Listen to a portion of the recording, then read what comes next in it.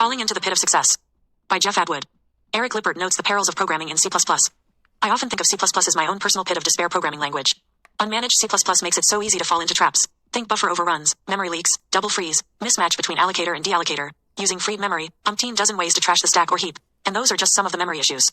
There are lots more gotchas in C++. C++ often throws you into the pit of despair and you have to climb your way up the hill of quality. Not to be confused with scaling the cliffs of insanity. That's different.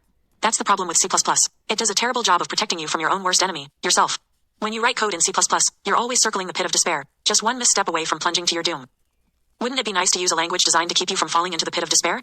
But avoiding horrific, train wreck failure modes isn't a particularly laudable goal. Wouldn't it be even better if you used a language that let you effortlessly fall into the pit of success? The pit of success, in stark contrast to a summit, a peak, or a journey across a desert to find victory through many trials and surprises. We want our customers to simply fall into winning practices by using our platform and frameworks. To the extent that we make it easy to get into trouble, we fail. Rico Mariani coined this term when talking about language design. You may give up some performance when you choose to code in C#, Python, or Ruby instead of C++.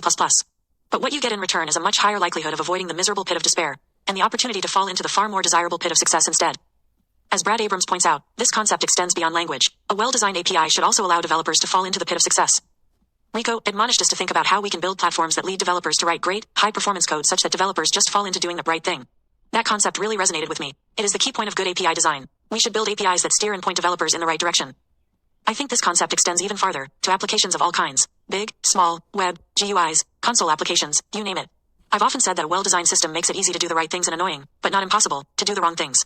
If we design our applications properly, our users should be inexorably drawn into the pit of success. Some may take longer than others, but they should all get there eventually. If users aren't finding success on their own, or if they're not finding it within a reasonable amount of time, it's not their fault. It's our fault. We didn't make it easy enough for them to fall into the pit of success. Consider your project a big dig. Your job is to constantly re-architect your language, your API, or your application to make that pit of success ever deeper and wider.